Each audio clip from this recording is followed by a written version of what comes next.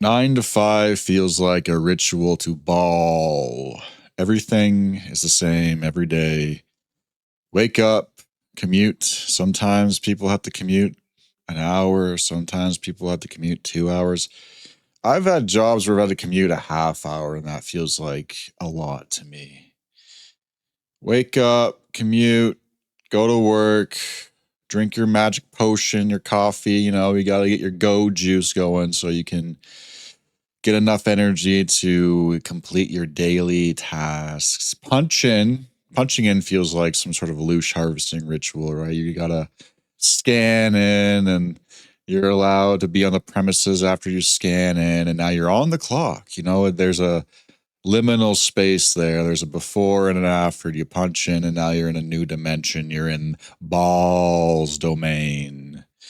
I was never really good at BAAL's domain because I'm not a ball washer.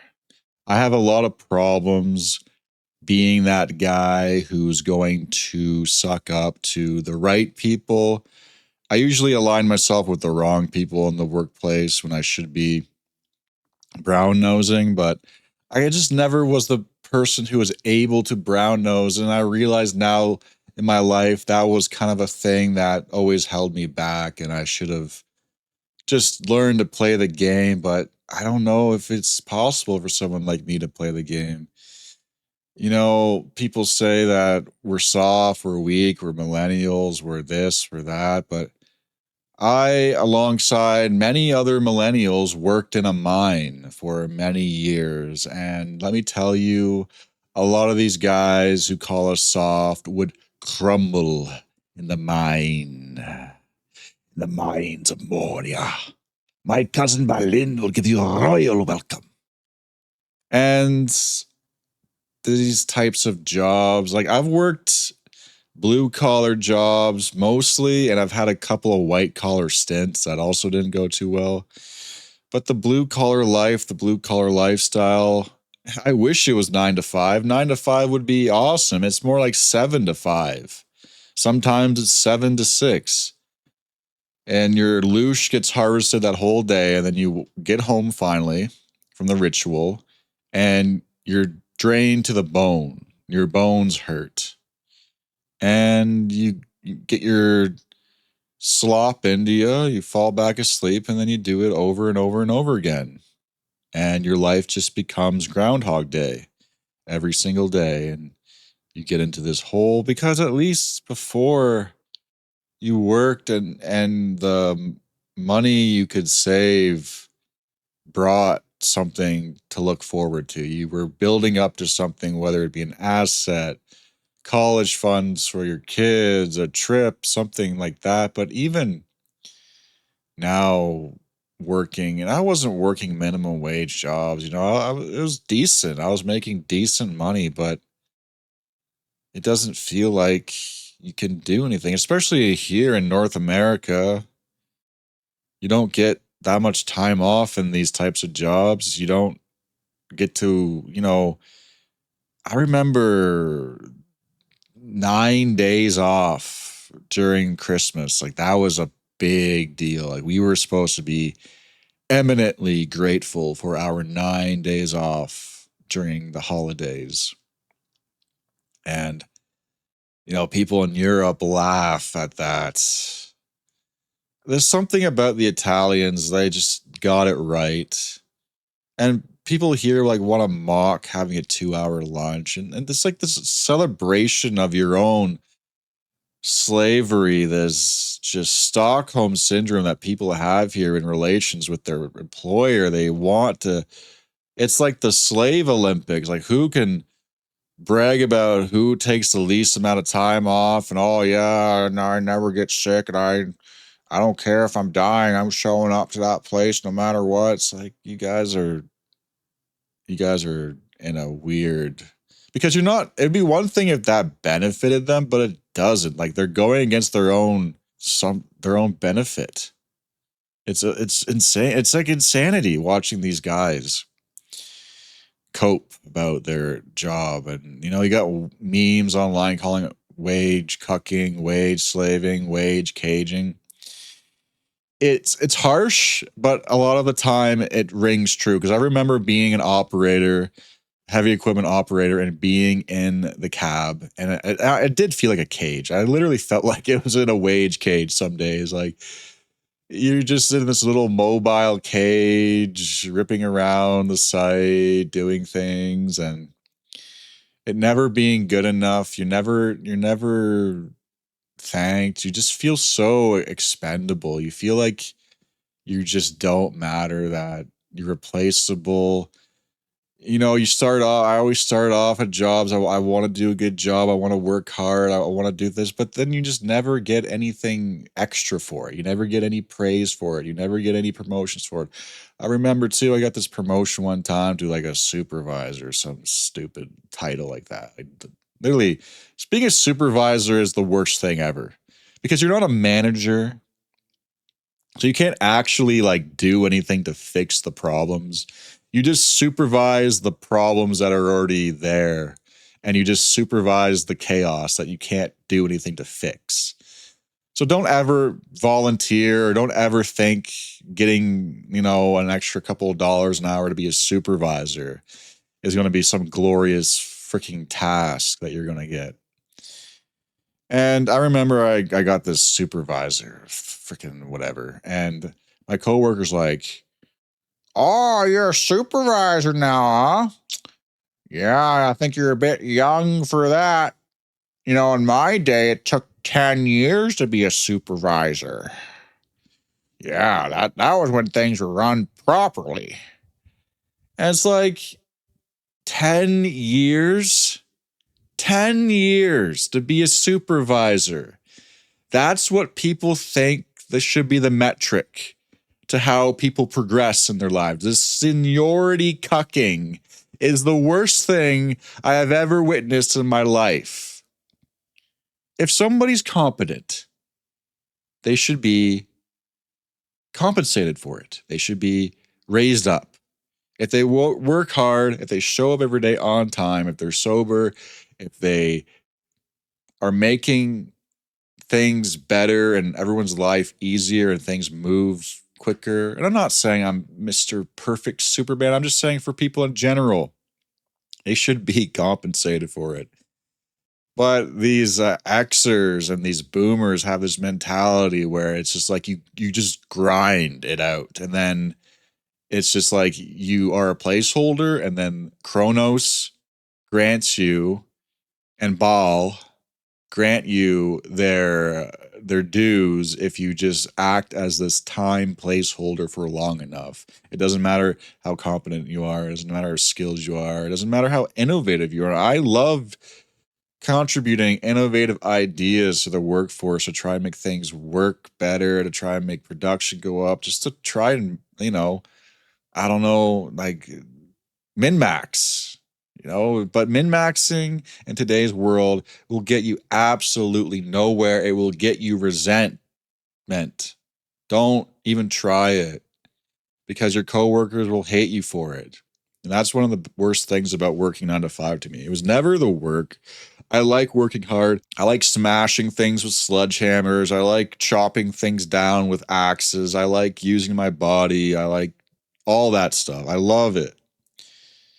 I don't want to do it every single day because it catches up with you, but that's a different story. But, there's nothing wrong with it. But to me, the biggest problem was always getting along with people in the workplace. And I don't, I'm pretty quiet. There's that meme on X where it's like the douchebag coworker starter kit or something. And it's the guy who doesn't eat with other people and doesn't want to be around other people. It's not that I don't want to be around other people, but I'm around them all day already. Do I really need to like spend every minute on the job site surrounded by people? And doesn't joke, and I mean, sometimes I would. But if you're an introverted guy in the North American system, it's really brutal. I watched this video the other day, and this guy works in Sweden, and he was talking about the work culture in Sweden and how it's really hard for him to be an introvert at the Swedish company, and he's expected to do all the social niceties and stuff. It's like, dude, you live in Sweden, man. I would freaking love to be able to work in Sweden where being introverted and quiet is a lot more socially acceptable than Canada. I honestly think Canadians are the loudest people on earth. I think we actually like extrovert mog even Americans. I mean, look at the entertainment industry. It's dominated by Canadians. It's Canadian mind control that is being infiltrated everywhere. But it's hard. It's very difficult sometimes. But, you know, I remember being in Europe and you could like I could hear Canadians drunk sometimes, and it would give me like a flashback. It would give me like PTSD. Anyway, it's hard sometimes to be in such a super extroverted culture, and you just kind of it's nothing personal with people either. It's not that I personally, okay, there's some people I don't like, but in general, and people just take it personally, and it's unfortunate. And but then there's other stuff. There's like undermining and like rumors and weird stuff, and people trying to sabotage you. With one guy on camera sabotaged my machine. Like, what kind of freak does that? He like sabotaged my splitting machine, and it's just like, dude, what the frick is wrong with you? Like, why would I live so rent free in somebody's mind that they would want to like do that to me? Other things like that too. You know, getting assigned a task and then there's other guys just going around the entire job site and complaining that I'm doing this task. And I confronted him like, dude, like I'm just doing what I'm told to do, man. What else am I supposed to do? I don't understand how petty people can be at the job. That is the most exhausting part. I can even manage the grind, okay? I can manage the grind, like caffeine max. I get my go juice. I'm up, I'm at 'em. But what really had wore me down and was really just stressing me out to just my utmost limits was the interpersonal drama and dynamics at the workplace, and I didn't know how to navigate it. I don't know if I'll ever understand how to do that. And I don't go around the job site schizo posting talk. I wear my normie mask. I don't talk about anything, you know. Maybe I'll talk about history. I'll talk about medieval history. That's as far as I will go in public, okay? But I don't know what it is about it. It's hard. Maybe some people can relate. Maybe it's me. I think some people on this channel relate to a lot of things that I've gone through. So I think there's just the way it's set up, there's just something inherently wrong with the system, with the workplace. I'm not entirely sure how to go about fixing it, but I think there's other models that people could adopt. And and I'm not like a sensitive, overly sensitive guy either, you know, rub some dirt on it, blah blah blah. But it gets to a point where it just wears you down because it feels like no matter what you do, people are just trying to mess with you. And I don't understand why. I always try to like make everyone's lives easier when I'm working with them because especially at those types of jobs, the blue collar meat grinder types of jobs, like we're all in the trenches together in those situations. Like let's just at least have a little bit of solidarity. But there's this kind of divide and conquer mentality. There's these cliques, there's these factions, and it's like Game of Thrones tier level of drama sometimes. It's like high school never ended, and now we're stuck with the high school mentality. And honestly, I don't think my experience in my white collar stint was not any different. In fact, it was worse in a lot of ways. I'll give you a story. I got a job at a paper somehow. I did go to school to be a journalist, but I dropped out. I'm a two-time college dropout. All right. Got no credentials to my name. There's no PhD here. PhD in Hyperborean studies, maybe, but nobody's accredited me that yet. And so I got this job. It was like, okay, I could get to escape the blue collar meat grinder. I have a lot more autonomy at this job. And you do, you get a lot more autonomy in these white collar jobs for sure. Like you're not have like the thing about blue collar, unless you're like the owner operator, is that there's always somebody watching you. Like it could be the customer on site. They're not happy with your production level. It could be the boss on site. They're not happy with your production level. It could be this, it could be that. It's never good enough. You might as well just be a freaking robotic machine and just never eat, sleep, or rest. And then maybe it will be good enough. But it's never good enough. God forbid you make a mistake. Then you're done forever. But yeah, I felt like at this white collar, I don't know if journalism is white collar, but you're on a desk and you're writing. So you're not digging trenches. So it feels like maybe that what a white collar job would be. Um, I don't know the exact classifications of this stuff. I heard there's a pink collar jobs.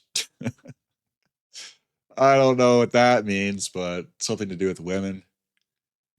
Anyway, so I felt like I was getting a lot more freedom and creative freedom, and yeah, it was lame because it's the local news and it just sucks. It's just boring and it's just stupid, and it's soul crushing in its own way. But I had this coworker, and he was like a sales guy. And I don't know what I did to this guy. I don't know what I did. I honestly don't know what I did, but he hated me. He absolutely hated me within like a week of me being there. But now that I recall, I remember him at one point saying that he applied for my position, but he didn't get it. Instead, he got the sales position, which I think when the sales, you would, I mean, I feel like the sales guy makes a lot more anyway than what I was. So it's not that bad. But he said that he was a prolific writer and that he wanted the job that I had. And I was like, okay. He was a weird guy, like very odd. He was from Quebec, but he wasn't Quebecois. I don't know what that means. Anyway, so weird stuff started to happen, and there was all these mistakes on my first paper, my first layout, but I had nothing to do with that. I had nothing to do with the layout of the paper. I had nothing to do with any of that stuff, but it was completely botched. And then the whole town, you know, oh, the new guy is completely botched the new freaking paper. But it had like nothing. There was nothing I could do, but it was already their mistake, and of course they don't get any consequences for it. But so yeah, and he was in charge of that stuff with the layout. I don't know why, like, dude, like print is done. It's so convoluted and messed up. And now if you want to work at a paper, you're the editor, you're the journalist, you're the photographer, you're the layout guy. You have to do like everything. These boomers used to just be one thing. You could just be a boomer photographer for a paper, and that was your full time job. No, Now that doesn't exist anymore. And so this guy was a weirdo. And one time he called me a bitch. He said I looked like a bitch.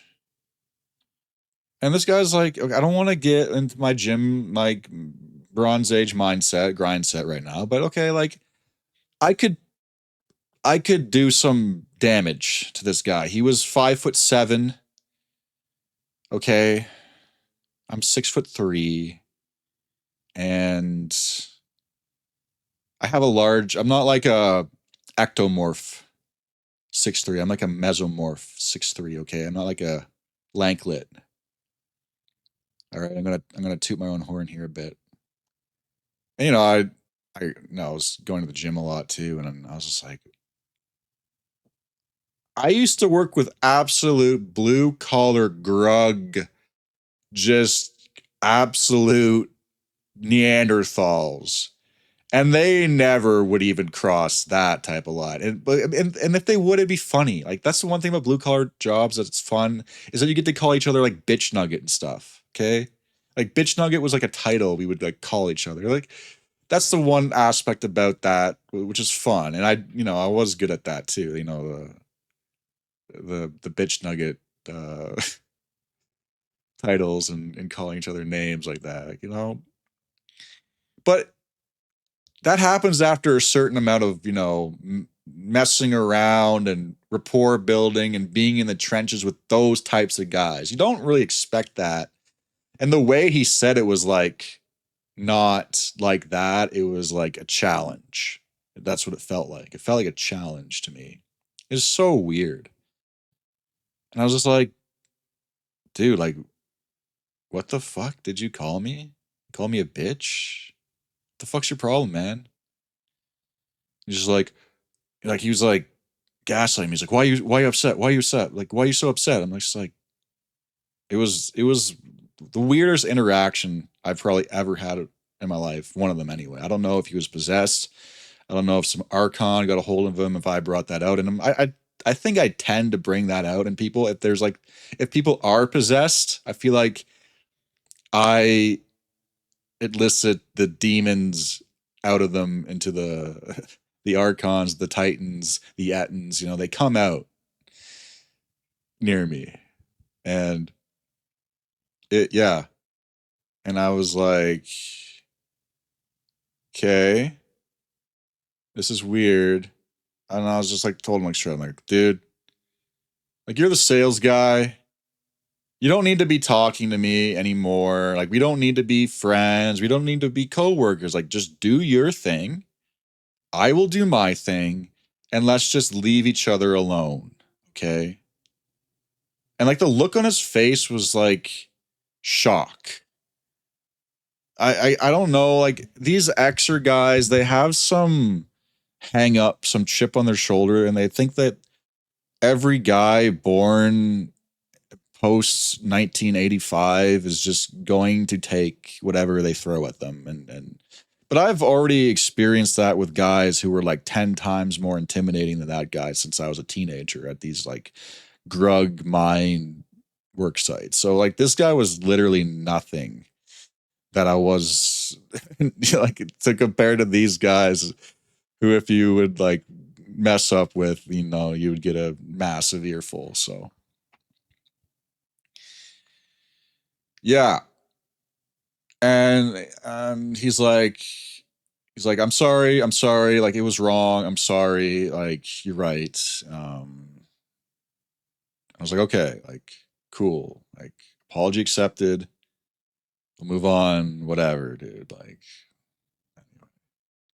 it was just weird. Somebody calling you like a bitch like that in that type of setting. Like I really just wanted to pump them, but anyway, I was still new. This is all in my first month, so I didn't want to like lose this new job I had. And so I'm on X. I started up my X, and it's the X account for that paper. And then I click on the follow. I realize he's following, and then I click on his profile, And then I see that he tweeted about me and called me a whiny millennial. Okay, this is why I have a complex over this stuff. This is why I have a complex over this stuff, guys, because this is my real life. All right. I've literally had to deal with this stuff in the workforce. It's absurd. Anyway. So yeah, I tweeted about me, made like some stupid GIF too. And I was like, okay. Okay. You want to mess around? Look, I can be not the nicest person in the world. Because he was very specific about it. He's like, my coworker, millennial, blah, blah, blah. So then I forwarded it to the boss, and then he got fired. Okay, he dropped the FAFO meme. Yeah, explosions. I didn't think he was gonna get fired over it, but like, I just didn't want to like, I don't know. I didn't know what to do anymore at that point. But like, it just seems so stupid. And maybe I should have just like, haven't done anything about it or just confronted him again. But I feel like it was just not going to end. And so I was just like, okay, like, because it was annoying. Like, he was annoying like every day. He's just being weird and having to share an office space with somebody like that. It really sucked. But yeah. And then I ended up quitting anyway after like a couple more weeks there. So, like, whoops. But, and it was because at that job too, it was just like the demands were way too high. It was too fast paced for me to handle. I'm too grug. Working with the public is terrible. It's the worst thing ever. Also, there was like a heavy agenda within what people wanted me to cover. People really wanted me to cover things from like a progressive angle, and I just didn't want to, and that was causing problems. And then the local Masonic Lodge got all mad at me because I covered stories that they didn't want covered, like increase in crime, stuff like that. You know, don't ever go into media. It's the worst. It's the absolute worst. And I never really sought out to go into media anyway. It was literally like the only program that accepted me from some like second rate community college. So like I was like, sure, let's get out of here. Let's go to a city for a while and let's, try something new. And I don't know what it is about these places that makes it into Hunger Games. Like, why does everyone have to feel like they have to like undermine each other, go after each other's, self and demean each other? And because I'm more of like a team player type of guy. I always like being on a team. I always like trying to get know, go for the gold together, not just completely think about my own well-being. But then after that, what else did I work? I worked at a environmental place, also kind of white collar, but also kind of blue collar in the sense that we go out in the field and we do sample stuff and we clear out invasive species and stuff like that. And that job was fine, but and there was parts of it was fun, and there was like a bunch of cute girls who worked there, but it was like totally astroturf NGO stuff. And if you're a guy and you work in a female dominated workplace, I don't think that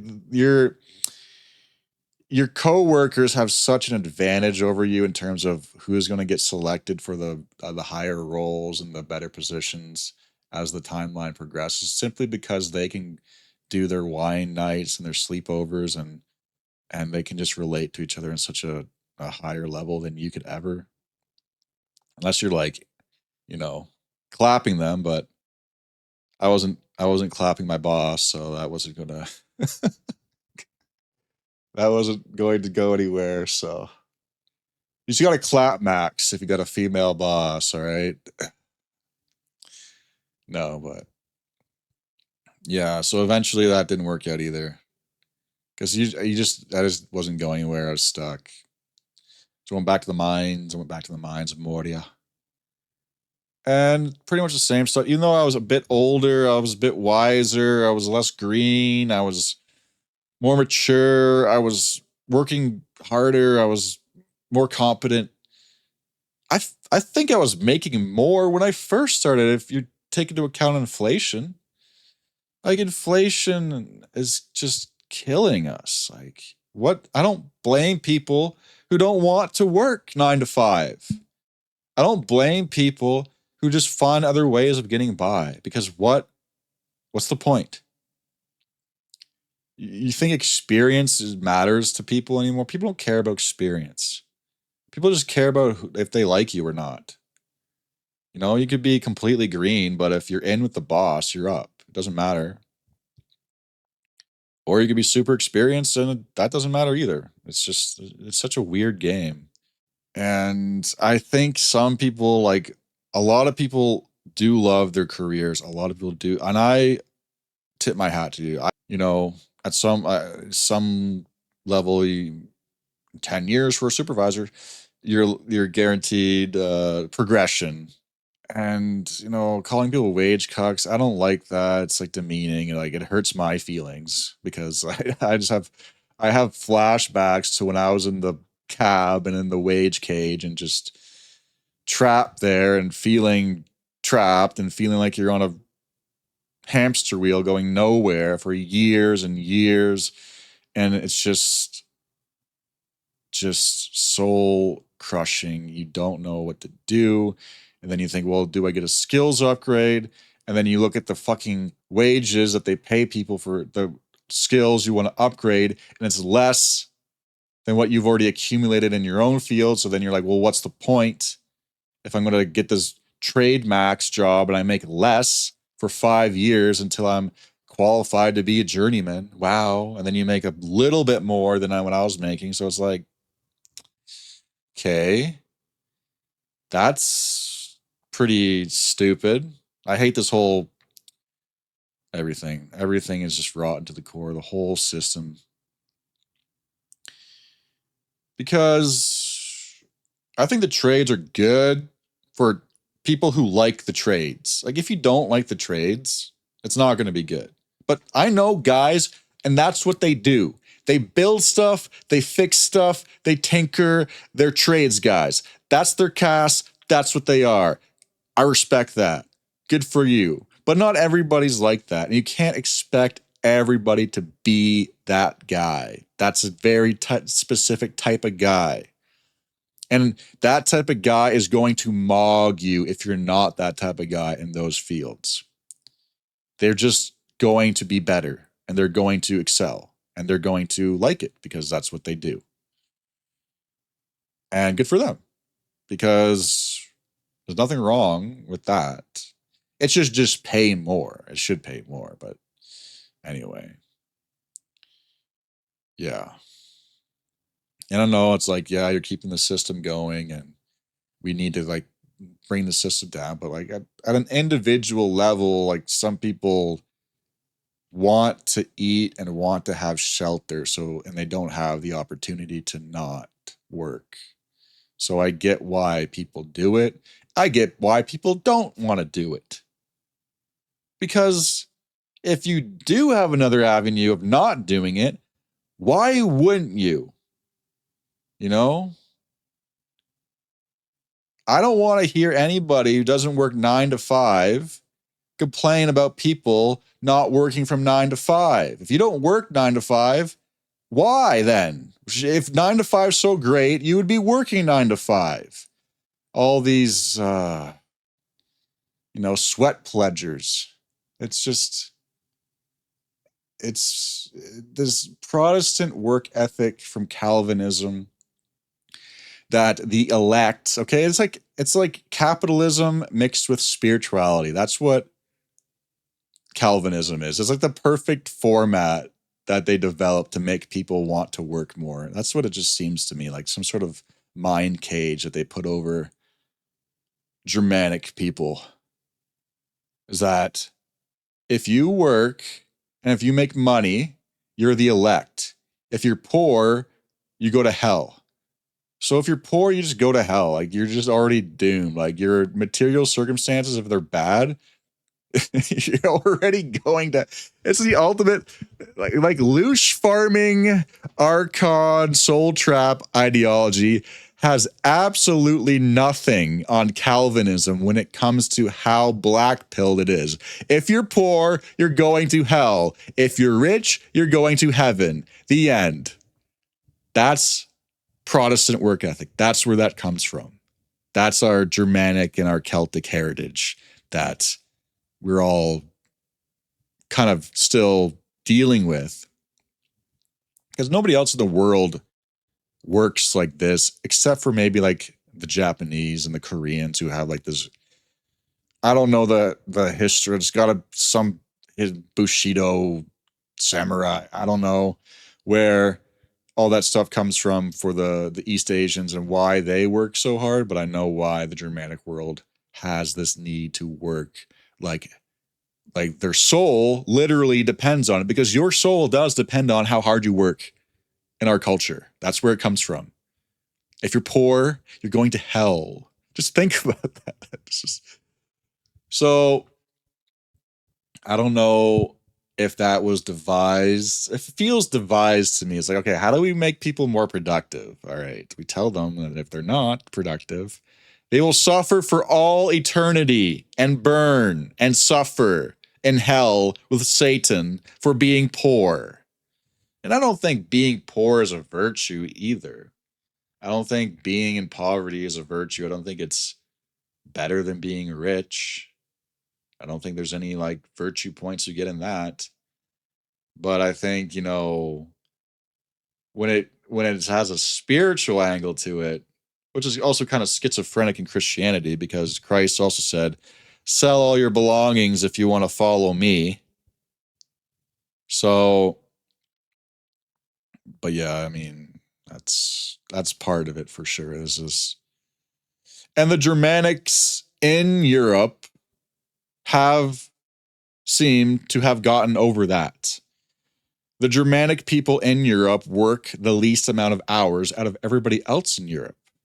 Even like Slavs work way more hours than Germanics do. And I mean, I think they even work less hours than the Mediterraneans. People always want to poke fun at the Mediterraneans for having their siestas all the time, but it turns out the Germans are having their bratwurst and their beer in the middle of the day as well. So, and good for them. We need to move closer towards that model. 4-day work weeks. The more that happens, I think it's way better. 5-day work weeks are insane, especially when like the entire world pretends that like nobody else works during the week, and so all the services and all the appointments and all the dentisting and everything that you have to do to maintain your body and yourself are only open during the week, when everyone knows that everybody works during the week, and these services should be running during the freaking weekends. Hello? Why is everything so counterintuitive? It's like it hurts my brain sometimes having to navigate this world because none of it makes sense. Yeah. All right. As you guys can tell, I love working 9 to 5. Okay. I wish I worked 9 to 5. That's what we call banker hours. 9 to 5 would be great. 7 to 5. That was my life for many years. Brutal. And it's tough. It's tough on your body. It ages you. Like, it's just, you just feel expendable. Like, you're around, like, workplace safety is such it's just like a nod. It's like a false agreement. Nobody actually cares about workplace safety. And if anything ever does go wrong, it's always on the employee and the dynamics of the company. The company will never, ever take responsibility. It's always something you did because you're dumb, because you're an employee.